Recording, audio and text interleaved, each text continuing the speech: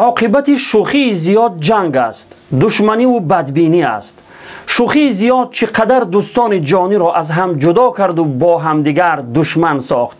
حتی در بین زن و شوهر هم نافهمی و جنگ و نزاع برپا می کند.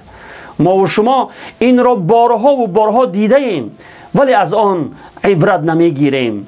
ابن مفلح رحمه الله می فرماید، می گفتند هر چیز آغاز و ابتدای دارد، اما ابتدا و آغاز دشمنی شوخی از حد زیاد است. پس ای برادر و خواهر مسلمان، از شوخی زیاد بپرهیز.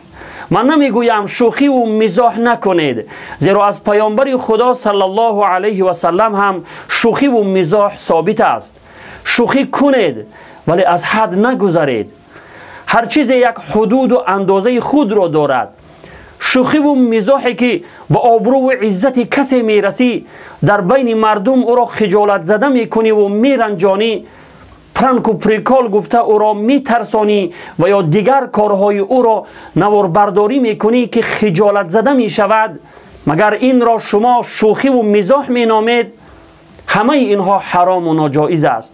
هرگز شوخی و مزاح گفته به چنین کارهای حرام دست نزنید.